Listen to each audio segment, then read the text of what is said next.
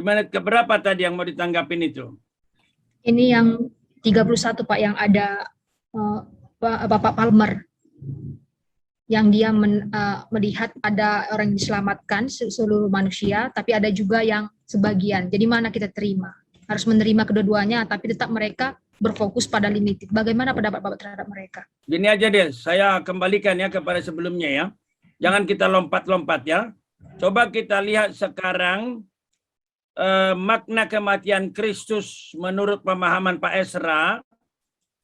Coba kita lihat. Itu, maka akhirnya semua orang menjadi mungkin selamat.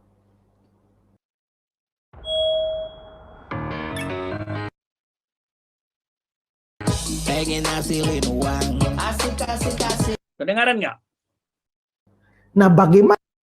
Iya, Pak, kedengaran. Udah kedengaran ya? Coba kita dengar ya. Untuk memastikan keselamatan mereka. Ya, dia tidak datang untuk menebus atau mati untuk orang-orang yang tidak dipilihnya. Salah kamu, tapi itulah pemahamanmu. Lanjut. Ya, jadi ini poin kedua dan ketiga ini sangat berhubungan. Ya, dia datang untuk mati bagi orang-orang pilihan. Nah, itu dia. Sedangkan, jadi itu pemahamannya limited persis kayak Pak Ezra. Dia hanya datang bagi orang pilihan. Orang-orang Arminian, ya seperti yang kita... selalu dia bilang Arminian. Ingat Pak Ezra, yang menolak limited bukan Arminian saja. Udah banyak tadi saya sebut. Ada yang Ortodoks, Katolik, Anglikan, Presbyterian bahkan. Jadi jangan selalu begitu. Jangan ulang-ulang itu Ezra. Kita sudah tahu juga dalam diskusi-diskusi sebelumnya oleh Pak Budi dan Pak Mangapul bahwa Yesus datang untuk mati menebus semua orang di dunia ini.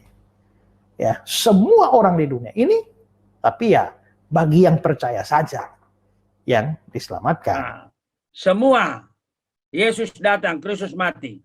Tapi bagi orang percaya saja yang diselamatkan. Itu pandangan saya. Nanti lihat reaksi dia. Tapi tujuan kematian Kristus itu bukan hanya untuk orang pilihan. Ya. Memang iya, bukan hanya orang pilihan. Bukan limited, tapi unlimited. Betul. Tidak terbatas. Betul, bukan hanya limited, tapi unlimited. Nah, lihat dia reaksinya. Untuk setiap individu di dunia. Tapi nanti efektif hanya bagi orang yang percaya.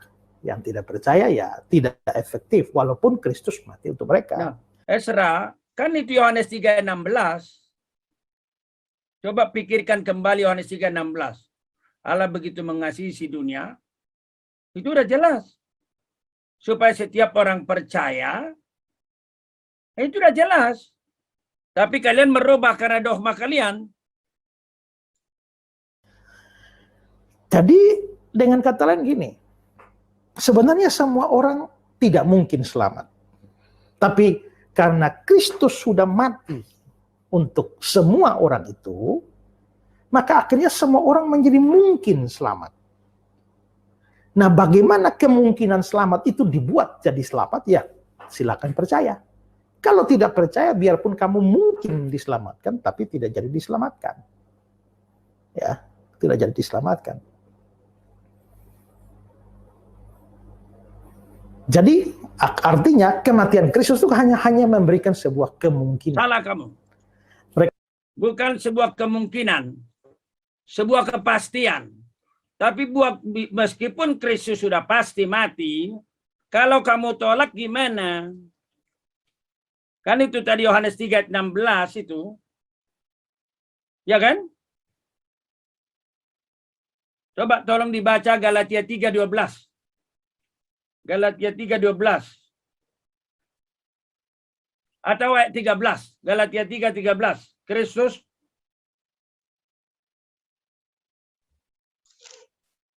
Galatia 3:13, Kristus telah menebus kita dari kutuk hukum Taurat dengan jalan menjadi kutuk karena kita. Sebab ada tertulis, terkutuklah orang yang digantung pada kayu salib. terus. Yesus Kristus telah membuat ini, supaya di dalam Dia berkat Abraham sampai kepada bangsa-bangsa lain, sehingga oleh iman kita menerima roh yang telah dijanjikan itu. Nah, itu udah selesai. Kristus sudah menebus, utang udah lunas. Yohanes 1930 tetelestai. Tapi kalau ditolak bagaimana? Jadi jangan bilang hanya sebuah kemungkinan. Ya lihat itu. Jadi Pak Esra juga bicara dogmatis dia.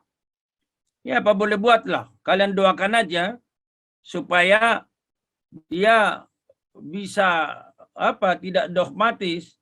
Coba kita lihat lagi nih.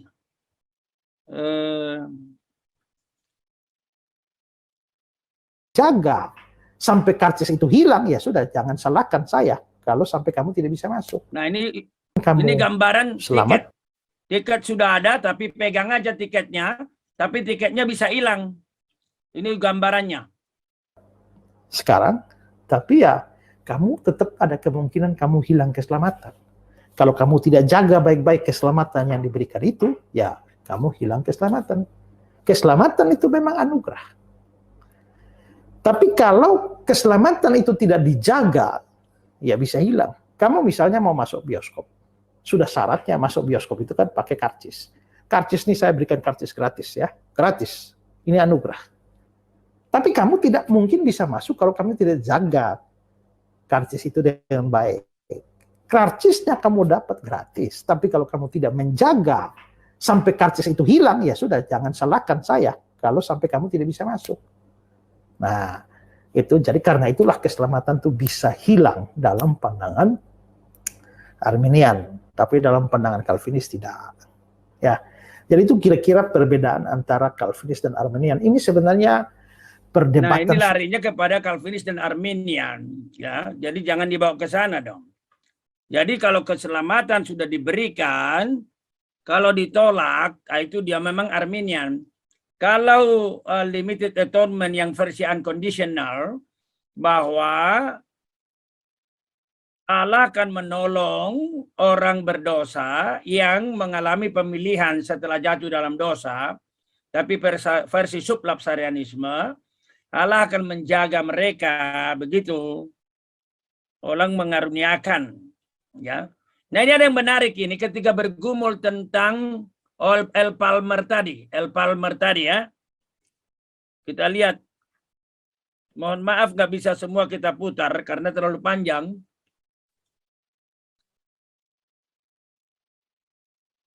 Orang yang tidak ia tetapkan untuk diselamatkan. Di sini kita I became a new mom and I was told that I had cancer. berhadapan dengan sebuah misteri yang mendasar. Di satu pihak, Alkitab mengajarkan bahwa Allah menetapkan keselamatan hanya bagi orang tertentu. Nah, itu kata dia ya. Allah menetapkan keselamatan bagi orang tertentu. Tapi di pihak lain nanti Allah menyediakan keselamatan bagi semua orang. Lalu dia bilang itu adalah misteri. Di pihak lain, Alkitab dengan jelas menyatakan bahwa Allah dengan tulus dan cuma-cuma menawarkan keselamatan kepada setiap orang. Jadi lihat, berarti Pak Esra udah mengakui kan? Pak Esra udah mengakui bahwa keselamatan dengan tulus ditawarkan kepada semua orang. Katanya itu dari El Palmer tadi. Ya. Ini teolog Presbyterian, pernah datang ini ke Trinity ini. Misalnya, pertama dari kitab Yeskiel 33 ayat 11. Katakanlah kepada mereka, demi aku yang hidup, demikianlah firman Tuhan Allah. Aku tidak berkenan kepada kematian orang fasik. Nah, jelas kan? Aku tidak berkenan kepada kematian orang fasik. Jelas dong. Aku berkenan kepada pertobatan orang fasik itu dari kelakuannya. Nah, jelas dong. Jelas banget. Aku tidak berkenan kematian orang fasik. Begitu juga kalau baca nanti Nabi Yunus. Ya, sama. Ya, lanjut. Supaya dia hidup. Bertobatlah dari hidupmu yang jahat itu. Mengapa kamu akan mati, hai kaum Israel? Ya, jadi jelas kan? Sekarang kita lompat sedikit lagi. 31. Jalannya jauh tinggi di atas jalan kita. Dan pemikirannya jauh tinggi di atas akal budi. Ambil air kehidupan dengan cuma-cuma. Nah, siapa yang mau, mari. Jadi ada undangan yang cuma-cuma diberikan kepada semua orang. Jadi Pak Esra terbuka. Jadi Allah memberi undangan kepada semua orang. Nah, dengan ayat-ayat ini maka kaum Arminian Bukan Armenian, unlimited dong. Jangan Armenian terus. atau pemegang paham penebusan tak Ya. terbatas, penebusan Oke, untuk itu benar. semua orang, itu berkata tawaran keselamatan diberikan pada semua orang. Lalu bagaimana bisa keselamatan hanya untuk orang-orang pilihan? Nah, kita lihat bagaimana Edwin Palmer menjawab. Jadi bagaimana itu? Ya, keselamatan diberikan kepada semua orang, tetapi kenapa hanya sebagian orang selamat? Memakai istilah mereka orang pilihan yang selamat. Bagaimana kedua pernyataan itu dipadukan? Di satu pihak Allah menetapkan untuk menyelamatkan hanya orang-orang tertentu. Dan di pihak lain Allah dengan tulus menawarkan keselamatan kepada semua orang. Jadi bolak-balik ya dengan tulus. Sudah bagus ini Pak Ezra. Ya kalian doakan aja dia kembali lagi. Artinya Pak Ezra, Allah tidak menetapkan semua orang selamat. Allah menawarkan keselamatan. Itu dia. Lalu sebagian yang percaya selamat. Itulah yang kalian bilang yang selamat itu ditetapkan. Bukankah ayat-ayat di atas menunjukkan bahwa Kristus mati bagi semua orang? Karena bila ia dengan tulus menawarkan keselamatan kepada semua orang, maka ia tentu menyiapkan keselamatan bagi mereka Ya, semua. benar kan El Palmer kan? Bagus dong. Kita ulangnya.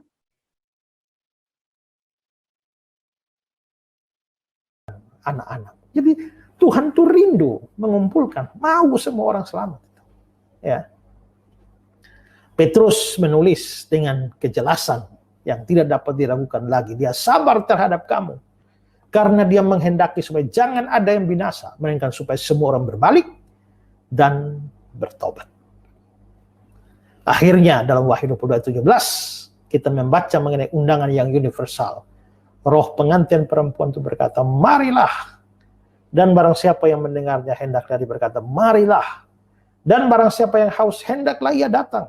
Barang siapa yang mau hendaklah ia mengambil air kehidupan dengan cuma-cuma. Nah, siapa yang mau mari.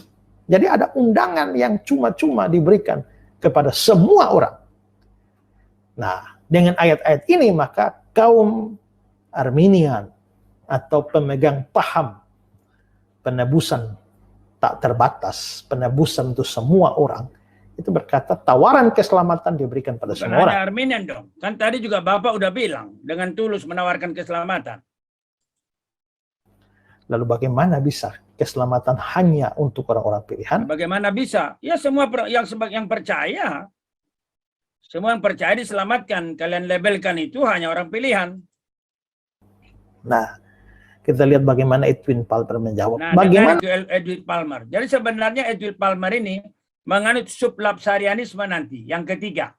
Jadi Allah menawarkan keselamatan. kedua pernyataan itu dipadukan? Di satu pihak Allah menetapkan untuk menyelamatkan hanya orang-orang tertentu. Dan di pihak lain Allah dengan tulus menawarkan keselamatan kepada semua orang. Ingat ya, kalimat itu penting loh. Dengan tulus menawarkan keselamatan kepada semua orang. Itu El Palmer yang ngomong. Bukankah ayat-ayat di atas menunjukkan bahwa Kristus mati bagi semua orang? Karena bila ia dengan tulus menawarkan keselamatan kepada semua orang, maka ia tentu menyiapkan keselamatan bagi mereka Amin. semua. Amin kan El Palmer kan? Benar. Dari sini kita menjumpai kembali masalah mendasar tentang Allah. Jalannya jauh tinggi di atas Nah jalan ini kita. dia. Jadi dia bilang ini misteri. Nggak bisa kita pahami. Kenapa nggak bisa dipahami? Allah mengasihi semua orang. Lalu sebagian orang itu hal yang mudah dipahami itu. Dan pemikirannya jauh tinggi di atas akal budi kita. Bagi manusia tampaknya kedua kebenaran di atas itu tidak mungkin diselaraskan. Mungkin dong. Coba, benar nggak? Gimana Pak Salomo? Mungkin nggak diselaraskan. Allah mengasihi semua orang, tapi sebagian orang yang selamat. Mungkin. Mungkin Pak. dong, nggak susah kan? Tapi karena mereka udah menganut limited itu, jadi begitu. Karena keduanya saling bertentangan. Tapi Alkitab adalah firman Allah yang sempurna dan tidak mungkin salah. Amin. Amin. Alkitab sempurna. Tapi logikamu nggak sempurna. Karena kedua kebenaran itu dinyatakan oleh Alkitab sendiri. Maka keduanya harus kita terima. Kita harus Lihat itu, keduanya harus kita terima. Boleh kan? harus diterima. Lalu setelah menerima keduanya, apa yang terjadi? Itu yang saya bilang. Kristus mati untuk sebagian orang pilihan udah jelas, sudah pasti.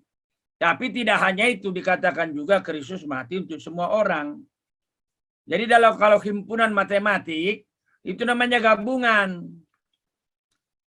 Mengakui kenyataan bahwa kita tidak mampu memahami Allah dan jalan-jalannya.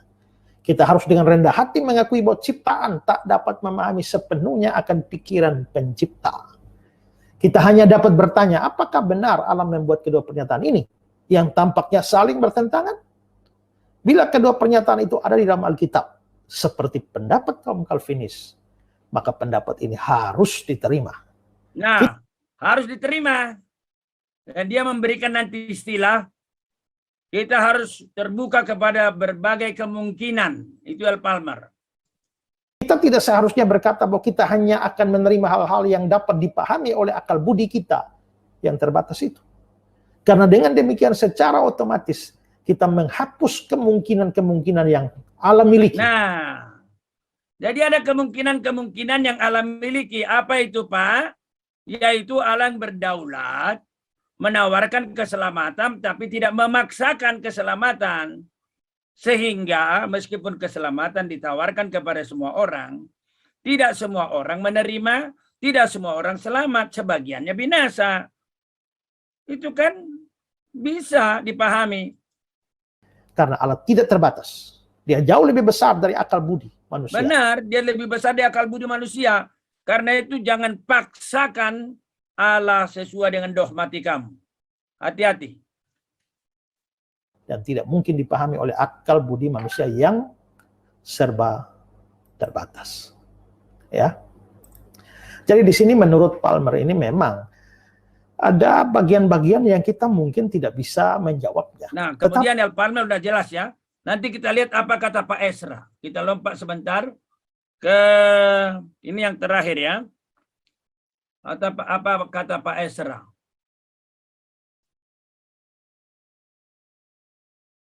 Satu Yohanes 2 ayat 2. Nah, itu yang inti yang diperdebatkan, dipakai Pak Budi Asali dan juga dipakai oleh Pak Mangapul dan ditanggapi oleh Pak Budi. Di dalam Yohanes 4 ayat 42, dialah benar-benar juru selamat dunia. Yohanes 1 ayat 29, yang menghapus dosa dunia. Lihatlah anak domba Allah yang menghapus dosa dunia. Lalu di 2 Korintus 5 ayat 14-15, Kristus sudah mati untuk semua orang. Di 1 Timotius 2 ayat 6, dia telah menyerahkan dirinya sebagai tebusan bagi semua manusia.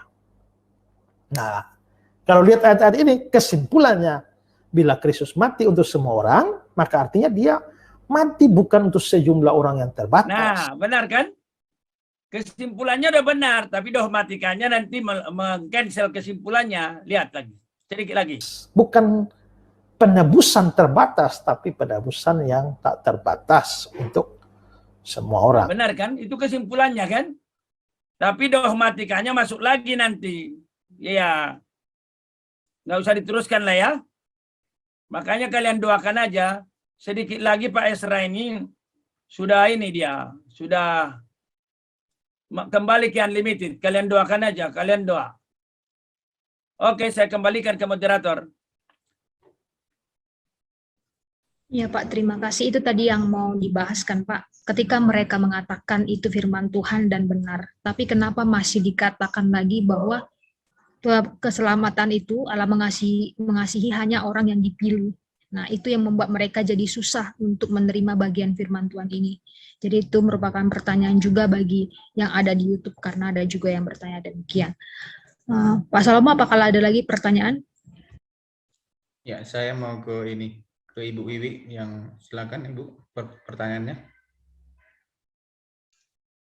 Ini juga pertanyaan titipan bahwa mungkin ini menginginkan pembuktian-pembuktian yang juga dipegang oleh ahli-ahli, Pak.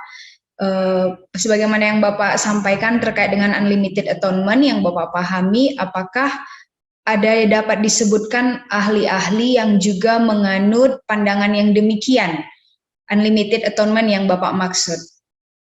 Oh, hampir semua boleh disebut. Coba sebut Schnakenberg, Raymond Brown, Siki Beret, Barnabas Lindars. Ya itu. Makanya saya bilang, Ibu Uwi, coba tunjukkan ahli Yohanes yang memahami ayat itu bukan seperti itu semua orang. Coba sebutkan ahli Yohanes. Ya, Bapak kan bergumul di Yohanes terus. Oke, baik Pak, terima kasih. Jadi Bapak yang tadi menanyakan bahwa ada ahli-ahli yang sudah disebutkan yang mengadot pemahaman unlimited atonement yang demikian. Ya, saya kembalikan kepada Ibu Marito, Pak Salomo. Ya, sepertinya sudah tidak ada lagi pertanyaan ya, Pak ya. Atau dari YouTube boleh diangkat, Pak. Silakan kalau ada. Kalau tidak ada kita tutup. Masih ada enggak? Pak Esra sepertinya ada di YouTube ya. Saya bacakan ya dari beliau. Suruh aja masuk. Ya, Pak silakan, Esra kasih ininya. Mau masuk Pak Esra? Kalau ada, saya...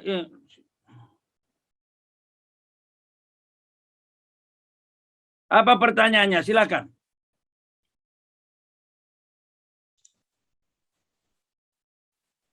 Beliau katakan, ini cuma pernyataan sih mungkin ya. Yang terakhir, sayang sekali cara diskusi seperti ini, kira-kira begitu. Minimal yang terlihat dalam sejumlah live beliau. Jadi rasanya sia-sia diskusi begitu kira-kira. Ini sebuah pernyataan saja, Pak. Suruh aja masuk. Pak Esra masuk aja. Mau masuk? Ya, silakan kepada Pak Esra. Ada admin, udah kasih linknya. Yang kita bahas tadi itu adalah jawaban Bapak yang 5 itu kepada Unlimited. Nah itu menarik sekali. El Palmer sudah terbuka. Kalau nama yang sama itu, dia pernah memberikan kami public lecture di Trinity College. Orangnya luar biasa pintar. Dan saya sangat setuju dengan apa yang dikatakan Pak El Palmer tadi, bahwasanya itu ada di Alkitab. Dua-duanya. Bahwa Allah secara jujur, secara tulus, menawarkan keselamatan kepada semua orang, maka sudah pasti juga menyediakan keselamatan. Nah karena itu, kita harus menerima ini, meskipun otak kita tidak bisa memahami sepenuhnya. Nah ini saya suka itu. Lalu ada juga tadi, kita harus terbuka kepada kemungkinan-kemungkinan dari Allah. Oh iya, justru di situlah kita belajar teologi itu seperti apa nasihat Karl Barth. Yang sudah jelas, terima. Tapi yang belum jelas, biarkan. Yang sudah jelas itu seperti kata Pak El Palmer, Allah mengasihi semua orang. Saya ini, seperti Bapak tahu, saya studi Yohanes, baik di tingkat master dan doktor. Nah saya heran, ada orang yang tidak memahami Yohanes bilang saya lompat-lompat. Makanya paling bagus sebenarnya, kalau ada orang ahli Yohanes ketemu dengan saya. Jadi itu masalahnya bahasanya berbeda, pendekatannya beda. Misalnya tadi kalau sempat dengar, saya bahas Pak David Tong mengatakan biblical theology itu adalah ketika dia ambil Lukas 2 ayat 1, dunia di sana tidak berarti semua. Nah, itu bisa dipahami masuk ke Yohanes 1. Itu bukan biblical theology. Sekiranya pun ada hubungan Lukas 2 ayat 1 dengan Yohanes pasal 3 ayat 16, itu perlu research. Itulah caranya. Misalnya tadi. Saya kira Pak David, saya juga baca. Maksudnya Pak David Tong itu hanya memberikan perbandingan bahwa kalau Alkitab mengatakan seluruh dunia, dia memberikan perbandingan saja. Ya, tapi perbandingannya salah, Pak. Kalau istilahnya Ibu Marito tadi bukan apple to apple. Gimana tadi katamu, Ibu Marito? Ya, maksudnya tidak salahnya di mana? Coba tadi Bu Marito, gimana tadi? Ya, kalau memang Lukas itu yang ayat 2 Kaisar itu memang untuk orang-orang yang ada di situ, bukan termasuk Jepang, Cina, segala macam, iya cocok.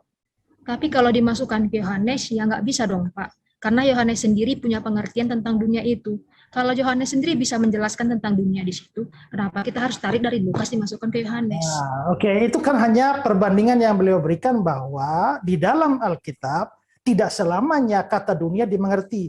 Bahkan juga Yohanes juga tidak dalam penggunaan kata kosmos tidak selalu berarti dunia secara universal. Benar. Tadi udah kita bahas. Yohanes 1 ayat 10 ada 3 kali kata dunia kosmos. Dua-duanya, tiga-tiganya itu tidak sama. Maksudnya ada 2 pemahaman. Dunia geografis, Yesus ada dalam dunia. Lalu dunia tidak menerima, yaitu orang ciptaan. Jadi nggak usah diajarin kita soal itu, Pak. Maksud saya ini yang susah, Pak. Karena begini, kalau kita memberikan pendapat, Abang selalu menganggap bahwa kita mengajari Abang. Itu yang menjadi kesulitan dalam diskusi. Pak Esra, udah. Jadi akhirnya dengan demikian kita mau memberikan pendapat, lalu Abang menganggap bahwa sedang mengajari Abang, ya kalau begitu memang nggak ada manfaatnya diskusi. Ya sudahlah, masing-masing dengan pandangan sendiri aja. Begini Pak Esra, Lukas 2 ayat 1 itu kan udah jelas-jelas konteksnya adalah Kekaisaran Augustus kan dunianya kan. Nah ketika dia membuat itu contoh, dia kan mencoba sedang meyakinkan pembacanya. Begitulah caranya juga Yohanes 1, absolutely mistaken gitu loh. Jadi maksud saya, jangan ambil contoh yang salah menyalahkan orang benar. Jadi di situ Abang setuju bahwa sebenarnya kata dunia itu tidak selamanya berarti seluruh dunia. Udah pasti dong. Ya, karena itu berarti kan ada fakta di dalam Alkitab bahwa tidak selamanya kata dunia dipakai untuk pengertian. Oh iya, tadi kita udah bilang Yohanes 1 ayat 10 udah beda, Pak. Nggak usah bawa di Lukas 2, Pak. Yohanes 1 ayat 10 dunia di sana, ia tidak datang ke dalam dunia. Dunia di sana adalah dunia geografis. Tetapi dunia tidak mengenalnya. Setiap orang yang mengenal, nah itu dia kosmos itu. Jadi di sana konteksnya sudah jelas, Pak. Yesus datang ke dalam dunia, yaitu yang ciptanya. Lalu tetapi orang yang dimilikinya tidak menerimanya. Udah jelas. Tetapi semua orang menerimanya, diberi kuasa jadi anak Allah. Jadi di sana dunia itu ada dunia ciptaan, geografis di mana Yesus diam. Ada dunia orang yang dicipta. Dan orang yang dicipta itu ada 2 kelompok. Yang percaya, menerima, dan yang menolak, tidak percaya. Nah, konteks itulah Yohanes 3 ayat 16. Jadi kalau Bapak mengatakan memang dunia tidak selamanya semua orang, iya. Tapi Yohanes 3 ayat 16 tidak bisa lari daripada semua orang. Sanggahan Bapak, silakan. Ayat 17-nya. Apa ayat 17? Ayat Yohanes 3 ayat 16. Sambungannya kan ayat 17. Jadi kalau dunia itu dipahami secara universal, karena begitu besar kasih Allah akan dunia ini, berarti semua manusia tanpa kecuali, ya, sehingga ia mengaruniakan anaknya yang tunggal supaya setiap orang percaya kepadanya tidak binasa melainkan beroleh hidup kekal. Ayat 17-nya. Sebab Allah mengutus anaknya ke dalam dunia ini, itu menunjuk kepada bumi, bukan untuk menghakimi dunia. Berarti bukan untuk, kalau dunia itu universal, berarti bukan untuk menghakimi semua orang di dunia, melainkan untuk menyelamatkannya. Menyelamatkannya itu menyelamatkan dunia. Itu berarti bahwa jadi universalisme. Salah. Konsekuensinya. Salah. Salahnya di mana? Kesimpulanmu salah. Mana Logika salahnya di mana? Bapak yang salah. Di mana salahnya? Logika Bapak salah. Coba ya, saya angkat dulu ya, saya copy ya. Sabar. Saya akan bimbing Bapak memahami ini, asal mau Bapak. Tapi mesti mau. Ya, ini kita diskusi Abang, bukan lagi bikin disertasi. Iya. Kalau Bapak mau aja, kalau nggak mau nggak apa-apa. Ya silahkan paparkan, Oke, tidak ya. usah cara membimbing lah Pak. Oke, tidak mau saya pakai istilah nggak apa-apa. Bapak membimbing saya, silakan masuk. Nggak perlu membimbing, ini kan hanya memberikan pendapat. Memberikan pendapat Oke. bukan mengajar atau membimbing. Nah itulah seringkali orang memberikan pendapat, Abang selalu anggap membimbing, mengajar Abang. Jangan lagi menghakimi, jangan lompat kemana-mana. Ya silakan. Bapak lompat kemana-mana itu. Lompat itu kemana? label itu. Justru 17. Oke. Lompat kemana? Sekarang begini, nggak kalimatnya tadi Bapak, nggak usah kemana-mana. Oke. Mari sekarang kita baca. 16 selesai ya. Ya. Nah, jadi kalau begitu buat Pak Esra, kasih Allah ke dalam dunia, bagaimana Pak Esra memahami ini? Karena begitu besar kasih Allah akan dunia, kalau saya mempelajari itu, dunia bukan dunia secara universal. Jadi apa? Untuk orang-orang pilihan. Orang-orang pilihan itu siapa? Orang-orang percaya. Nah, lalu perhatikan ini. Sehingga ia telah mengaruniakan anaknya yang tunggal. Supaya setiap orang percaya. Lah udah percaya kok. Ya justru karena itu. Dunia itu adalah dunia orang-orang pilihan. Orang pilihan pada waktu itu kan akhirnya mereka menjadi orang percaya. Dengar dulu Pak. Bapak udah terlalu dogmatis. Kalau dunia di sini sama dengan orang percaya. Ini orang percaya. Kalau begitu. Ya. Buat apa lagi supaya percaya? Supaya setiap orang... Dunia itu adalah orang-orang pilihan. Orang pilihan belum tentu mereka sudah percaya. Orang-orang pilihan itu akan percaya. Oke, sekarang saya tanya. Sudah percaya. Saya tanya begini. Dari mana Bapak bisa memasukkan bahwa di sini orang percaya? Ada nggak datanya? Ayat mana? Saya bukan bilang itu orang percaya, orang pilihan yang nanti akan percaya. Makanya di bawah baru dibilang percaya. Oke, saya tulis sekarang. Oke. Orang pilihan ya, tenang ya. Tenang ya. Allah adalah seluruh orang pilihan ya. Ya. Oke. Dari mana Bapak memutuskan dunia di sini orang pilihan? Dari konteks setelahnya ayat 17. Ayat 17 bilang apa? Sebab Allah mengutus anaknya ke dalam dunia, ya, bukan untuk menghakimi dunia, melainkan untuk menyelamatkannya. Nah, Ya. kalau di situ, kalau itu diartikan dunia universal, maka itu artinya jadi universalisme. Maka itu pasti Benar. Udah? dunia itu pasti terbatas, maka kalau dunia terbatas, kalau bukan untuk orang pilihan, tidak ada pilihan lain. Udah? Ya, Jadi kesimpulan Bapak dan kawan-kawan sudah dogmatis. Bapak berkata begini. Kalau Yesus datang bukan untuk menghakimi tapi untuk menyelamatkannya, maka terjadi universalisme. Betul? ya, Apakah kemungkinannya harus begini? oke. Kalau Yesus datang untuk menyelamatkannya, maka semua harus selamat. Apakah harus begitu? Jadi kalau Yesus datang menyelamatkan semua, lalu semua tidak selamat. Loh, saya tanya, jangan ditanya dong. Ya, ini pertanyaan interrogatif.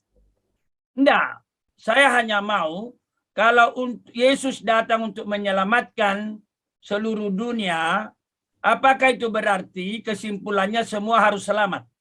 Universalisme. Menurut saya harus. Jikalau tidak, maka Yesus bisa menyelamatkan orang yang tidak selamat. Nah, disitulah logika Bapak yang cacat.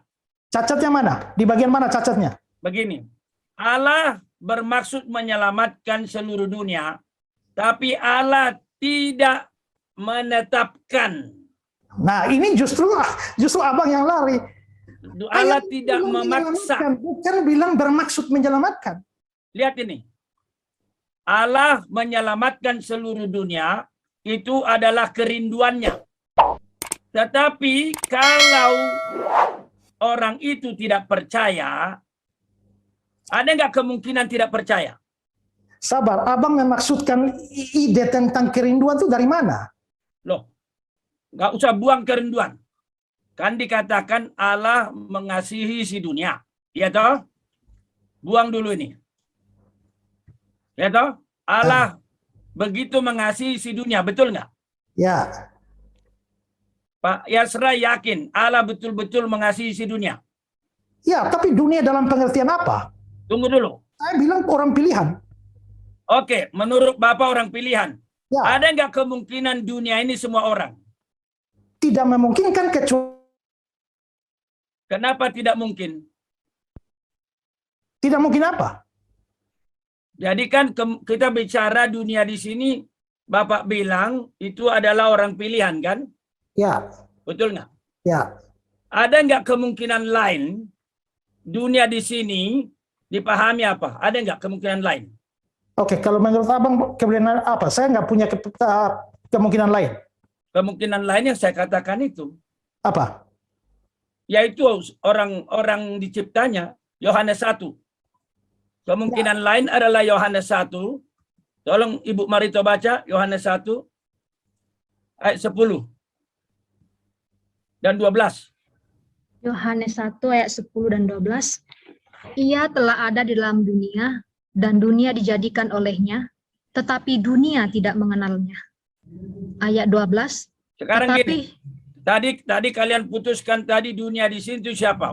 Pilihan atau semua ciptaan? Semua ciptaan. Semua ciptaan kan?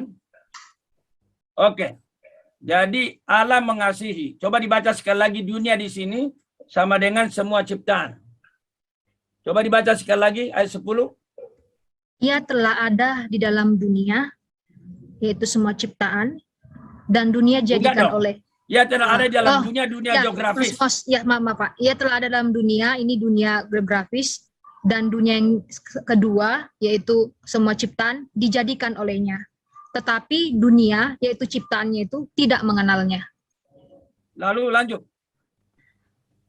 Ia datang ke ayat 12, Pak. Ya. Tetapi semua orang yang menerimanya, diberinya kuasa supaya menjadi anak-anak Allah. Semua orang yang menerimanya. Kalau di sini logikanya apa Pak Esra? Berarti ada yang tidak menerima kan? Ya, Ya toh? ya. Jadi bagaimana Bapak mengatakan semua orang di sini adalah orang pilihan? Loh, justru karena Yohanes menggunakan itu dalam arti berbeda, tidak karena berbeda-beda itu maka tidak bisa dari Yohanes dipaksa ke Yohanes 3:16 dari Yohanes 1. Saya Ya, tidak Justru memaksa. karena Yohanes 1 itu semua ciptaan, maka semua orang yang menerimanya, semua orang yang mana? Semua orang pilihan yang bisa percaya. Oh, jadi semua orang yang menerimanya ini adalah orang pilihan. Orang pilihan. Oke, terima kasih. Udah, terima kasih. Jadi Yohanes 3:16 juga orang pilihan. Yes. Tapi ingatlah, tunjukkan kepada saya nanti ahli Yohanes yang memahami seperti Bapak. Oke, terima kasih ya. Ya, tapi abang belum jawab ayat 17 tadi. Coba kembali ke ayat 17 yang menunjukkan itu seluruh ciptaan atau seluruh manusia di dunia. Nggak usah lagi kita kembali ke 17, karena Yohanes 3:16 sudah jelas seluruh dunia. Karena apa? Bapak Bapak kan harus lihat konteksnya ayat 17-nya. ayat 17 juga udah jelas kan? Sebab Allah mengutus anaknya. Saya tunggu ya. Oke. Tunggu ya, sebentar. Sebab Allah mengutus anaknya ke dalam dunia melainkan ya, bukan untuk menghakimi, melainkan Abang memahami ayat 17 itu dunianya arti apa? ya orang percaya, orang ciptaan. Oke, coba baca ya. Jadi sebab Allah mengutus anaknya ke dalam dunia Dunia itu di sini gantian. Jadi dunia di sini bukan orang pilihan. Ayat 16 dunia adalah dunia orang percaya dan tidak percaya. Lalu 17. Sebab Allah mengutus anaknya ke dalam dunia. Itu dunia apa? Itu dunia geografis, Oke. di mana ada manusia. Oke, terus. Melainkan bukan untuk menghakimi dunia, Untuk melainkan menghakimi untuk dunia. menyelamatkannya oleh Dia. Dunia itu apa? Bukan untuk menghakimi dunia, itu dunia apa? Dunia yang dicipta tadi, Ya. orang percaya dan tidak percaya. Oke, naik dulu Abang, naik dulu. Ya, bukan untuk menghakimi dunia, berarti seluruh dunia kan? Ya, Oke, melainkan untuk menyelamatkan menyelamatkan seluruh dunia. oleh Tuhan Yesus. Ya, Ya, seluruh dunia. Jadi dia menyelamatkan seluruh dunia, lalu ada Ya. yang tidak selamat. oh, ada karena nggak Ya, percaya. jadi dia menyelamatkan orang, tapi orangnya tidak selamat. Iya, Oh, jadi Yesus adalah penyelamat dari orang yang tidak selamat. dengar baik-baik. Dan Dia- Yesus penyelamat bagi orang tidak selamat. Konsekuensinya. Karena Yesus menyelamatkan mereka, tapi mereka tidak selamat. Jadi Yesus Boleh juru saya- selamat bagi yang tidak selamat. Boleh saya jelaskan? Boleh saya jelaskan? Menjawab saja, Pak. Jadi Yesus menyelamatkan semua orang, itu yang dikatakan El Parmer tadi. Dia dengan tulus menawarkan keselamatan dan menyediakan keselamatan. Itu tadi artikel yang Bapak baca. Ayat ini tidak mengatakan dia menawarkan, tapi dia menyelamatkannya. Berarti Oke, menyelamatkan. terima kasih. Itu pandangan Bapak. Terima kasih. Tapi ayatnya begitu, Abang. Oke lah, Abang. Ya, Ya, terima sudah. kasih. Thank you. biarlah pendengar, Pak Esra, Ya. Pak Esra dengar. Biarlah pendengar menimbang dan saya titip, tolong Pak Esra cari kepada saya penulis Yohanes yang bagus kelas 1 yang memahami dunia di sana orang percaya seperti cara Bapak. Oke? Janji ya, kasih sama saya ya. Saya nggak janji, ya. Saya nggak perlu, ini kan hanya diskusi saja yang sekilas yang saya masuk. Terlepas daripada itu, Abang, saya berharap begini. Kita dua ini kan akrab sebenarnya, ya. Saya berharap bahwa pandangan teologi yang berbeda tidak merusak relasi kita. Kita tetap bersaudara, bersahabat, sehingga apabila terjadi ada bidat, kita pasti tetap bisa sama-sama menghadapinya. Amin. Dalam Amin. hal ini kita berbeda, ya, Amin. Abang ya. Begitu sehingga ya saya tetap menghargai Abang sebagai abangku dan kuharap Amin. Abang juga tetap menganggap adik walaupun berbeda pandangan. Ya, Oh iya begitu, dong. Abang, ya. Ya, Oh, baik. Makanya tadi ku bilang tolong doakan Pak Esra supaya balik lagi unlimited. Ya, saya juga berdoa semoga Abang juga balik lagi ke limited. Nggak mungkin. Kalau begitu Karena saya Pak juga Esra. mungkin. Karena Pak Esra. Abang Bangtan limited, saya Bangtan unlimited. Pak Esra dengar nih. Ya, Saya limited waktu belum belajar teologi ya. Beda kan? saya juga unlimited sebelum belajar lebih banyak. Begitu belajar lebih banyak jadi limited, Abang. Oke. Jadi posisi kita sama lah ya. Oke, mau Ya, silakan jadi mau gini saling aja. mendoakan terserah, tapi ya Gini namanya aja. mendoakan. Pak Esra. Tuhan aja. Pak Esra, Bapak kan tidak mau menerima tafsiran saya, tapi itu bukan tafsiran saya. Pak Esra tolong carikan kepada saya ahli Yohanes yang memahami Yohanes 3:16 seperti cara Bapak. Oke, makasih ya. Ya sudah, oke lah. Makasih. Nggak janji, tapi kalau saya cari, saya dapat, saya berikan. Makasih. Ya, oke. Tuhan berkati. Ya, Tuhan sama-sama. berkati Pak Esra dan anak panti asuhan yang Bapak bina. Ya, makasih Abang.